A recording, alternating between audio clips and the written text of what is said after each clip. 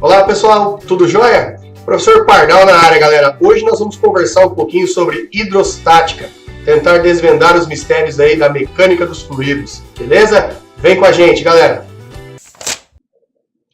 Vamos lá, galera. Vamos começar nossa aula aqui conversando um pouquinho sobre a definição, né, de fluido. Isso é uma definição importante porque ele vai ser o nosso objeto de estudo, né? Dentro da hidrostática, definida como mecânica dos fluidos, a gente vai pegar e vai estudar fluido. Professor, o que é um fluido?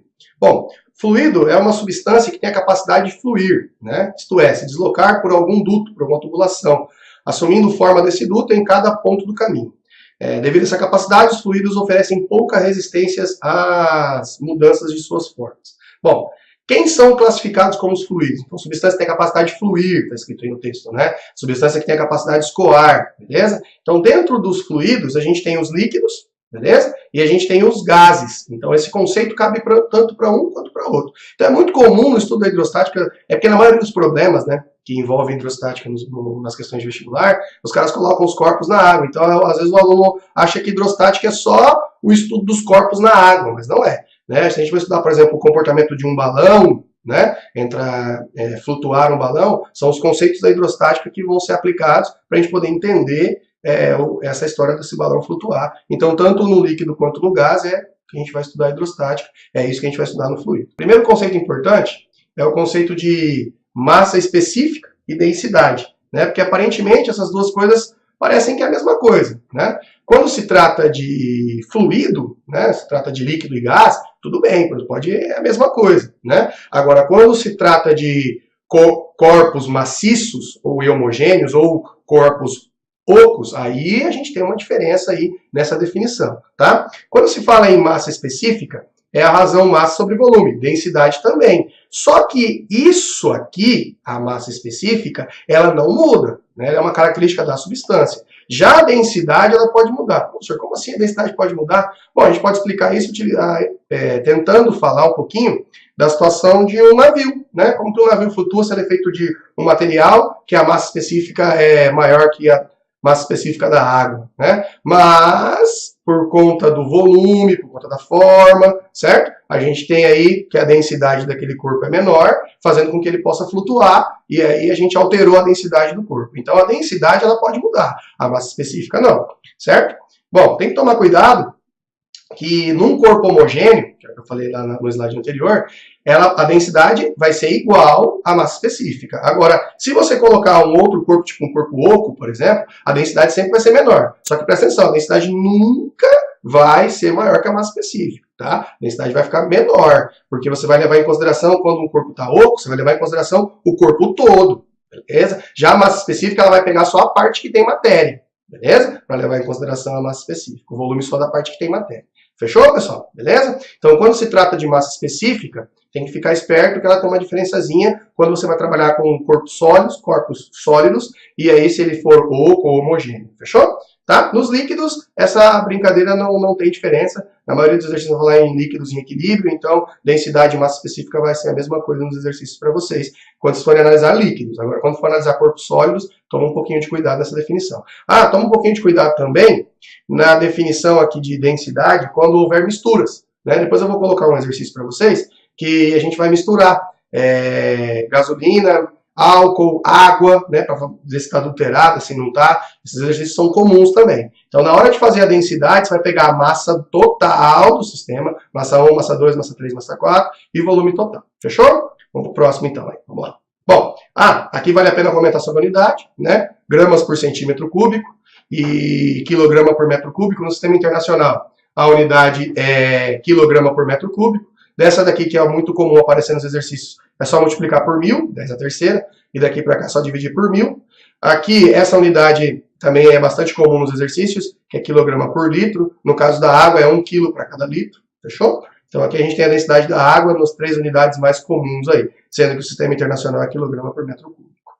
Bora para frente, pressão. Bom, a gente já definiu densidade, massa específica, agora a gente tem que definir pressão. O que é pressão, Pardal? Bom, pressão é o seguinte, pressão é a grandeza física que mede a distribuição da força sobre uma superfície. Então você vai aplicar uma força sobre determinada superfície E ao aplicar essa força sobre essa superfície, ela vai se distribuir ao longo da superfície. A grandeza que mede essa distribuição, de quantos newtons por metro quadrado está sendo distribuído ao longo daquela superfície, é a pressão. Beleza? Então, o mais importante é tomar cuidado com essas aplicações quando a força tem uma determinada inclinação aqui, ó. Tá? A força que você vai montar a equação da pressão é essa força normal. Então, se ele te der uma força inclinada aqui, ó, você joga um cosseno aqui e pega essa força normal que está aqui, ó, beleza? Dada pela área, a gente vai achar o valor dessa distribuição ao longo do sistema. Outra coisa importante para comentar sobre pressão é a dependência da área. Tem muito exercício que explora isso, né? Que a pressão ela é inversamente proporcional à área. Inversamente proporcional à área. Beleza? Como isso, professor? Bom, são exemplos variados que a gente pode dar. Vou citar aqui para vocês duas situações. Tipo, uma mulher com um salto 15 para andar na areia é um sacrifício, né? Porque o salto tem uma área pequenininha, a hora que ela pisa, ela afunda. Uma outra situação também que a gente pode citar é a situação de amolar uma faca, né? Se eu for amolar uma faca, o que eu faço? Eu estou diminuindo a área de contato da lâmina. Quando eu diminuo a área de contato da lâmina, eu aumento a pressão sobre o sistema, beleza? E aí na hora de fazer um churrasquinho, a lâmina fica mais fácil para cortar. Fechou, pessoal? Aqui tem algumas unidades, né? Aqui é a pressão a nível do mar, pressão atmosférica. Essa é no sistema internacional, que é Newton por metro quadrado, mas também é chamado de Pascal. Beleza? Isso aqui em milímetros de mercúrio, já a gente comenta sobre esse experimento. E isso aqui em PSI, que é a pressão lá que a gente usa no calibrador do carro, que é libra por polegada quadrada. Beleza? Essas unidades aqui são as unidades do sistema internacional. Bom, bora. Próximo. Bom, pressão nos fluidos, né? Vamos começar um pouquinho sobre a pressão sobre o gás, né? Como que se comporta esse gás aí dentro de um sistema? A gente imagina um gás confinado dentro de um recipiente e à medida que a gente aumenta a temperatura, tá? Na aula de termologia a gente aprendeu que temperatura é o grau de agitação das moléculas do corpo. Quanto mais agitadas as moléculas estão, maior a temperatura do sistema. Certo? Então essa agitação faz com que aumenta a colisão com as paredes. Aumentando a colisão, aumenta a pressão. Tem uma ampliação aqui, tá vendo? Essa colisão aqui, ela vai gerar uma força. Essa força que essa molécula aplica aqui por metro quadrado vai gerar pressão. Fechou? E o mais interessante é que o gás, ele distribui essa pressão ao longo de todo o sistema. Se você comparar a pressão no líquido, né? Se você comparar a pressão no líquido, você vai perceber que o líquido, por ter forma definida, diferente do gás que não tem forma definida, né? Ele ocupa todo o volume que é dado, o líquido ele exerce a pressão apenas na região aqui, ó. O líquido só exerce pressão nas superfícies nas quais ele tem contato. Então ele tem uma forma aqui, beleza? Tem um volume definido, perdão, não forma definida, né? Ele tem um volume definido, e esse volume definido aqui, ó, faz com que essa região aqui só fique sobre a pressão desse líquido. Ok, pessoal? Beleza, beleza? Bora para frente? Bom, pressão atmosférica. Interessante, né? Pressão atmosférica é a distribuição do ar sobre os corpos que estão na superfície da Terra. Aqui é a superfície da Terra, e à medida que vai subindo aqui, ó, é a coluna de ar que exerce sobre as nossas cabeças. Então, o que a gente tem que tomar cuidado aí? Toma cuidado aqui, ó, presta atenção que quando está mais próximo da superfície da Terra, o que acontece aqui? Ó? Você tem um aumento da concentração de moléculas de ar, à medida que se afasta, diminui. Por que isso, professor? Por influência da gravidade. Lá na aula de gravitação, você aprendeu que a gravidade altera à medida que aumenta a altitude, à medida que aumenta a distância do centro da Terra. Se altera a gravidade, altera a força que puxa esses corpos para cá. Então, quanto mais próximo, maior a concentração de gás, beleza? Maior a pressão sobre o sistema à medida que aumenta, se afasta do centro da Terra, diminui a pressão. Fechou? Bora para o próximo. Vamos definir aqui a lei de Stevens, beleza? A lei de Stevens fala sobre a diferença de pressão entre dois pontos de um líquido em equilíbrio é igual ao produto do desnível entre esses pontos, pela densidade do líquido e pelo modo de aceleração da gravidade. Ou seja, variação da pressão entre o ponto 1 e o ponto 2 depende apenas da altura. Presta atenção que não depende do volume de líquido aqui, ó. Segundo Stevens, beleza? Depende apenas da coluna, da altura. Pode ser um filete de água aqui, ó. Tá? Não importa a quantidade de água que tem para cima. Densidade, gravidade e altura. Se a gente considerar que esse ponto 1 aqui está na superfície, ele vai ficar sujeito sob a pressão ambiente. Se ele vai ficar sujeito sob a pressão ambiente, ó, chamada de pressão atmosférica, a pressão no ponto 2, que é igual à pressão no ponto 3 porque estão na mesma altura, vai ser igual a P1 mais densidade vezes gravidade vezes altura. Fechou, galera? Beleza? Então é isso aí que a gente tem nessa equaçãozinha aí, beleza? Vamos para o próximo slide, ó. Falei para vocês que a gente ia conversar sobre a unidade, né, de 76 milímetros de mercúrio. Esse é o experimento Torricelli, beleza? Ele colocou um tubo, né, virado aqui, emborcado sobre um líquido, mercúrio. A hora que ele virou esse tubo aqui, ele percebeu que a coluna de líquido que subiu aqui, ó, foi uma coluna de 76 centímetros. Nesse momento, a gente explica que esse líquido vai entrar até que a pressão se iguale, né? Porque o líquido a pressão externa vai ficar empurrando aqui, ó. Quando ele não conseguir mais vencer a pressão do ar, é porque essa pressão aqui igualou a pressão externa, beleza? E essa altura equivalente aqui é uma altura equivalente a 76 centímetros. Então, daí a gente tem a chamada pressão normal, na unidade de milímetros de mercúrio ou centímetros de mercúrio, beleza? Sendo de 760 milímetros ou 76 centímetros, tá? Esse experimento aqui que foi realizado para determinar essa pressão, beleza? Bom, Pascal. O princípio de Pascal fala da variação da pressão, né, ao longo do sistema. Então ele fala assim, ó, qualquer variação de pressão de um ponto de um fluido é transmitida integralmente por todos os pontos da mesma massa fluida. Ou seja, quando você aplica uma força aqui, você vai gerar uma pressão. Esse aumento de pressão, ele é transmitido ao longo de todo o sistema, ao longo de todo o fluido. E essa variação é a mesma. Tipo assim, se aumentar uma determinada pressão num ponto, ela aumenta igual para todo mundo. Beleza? Ao longo de todo o sistema é a mesma variação de pressão. Então vamos lá, ó.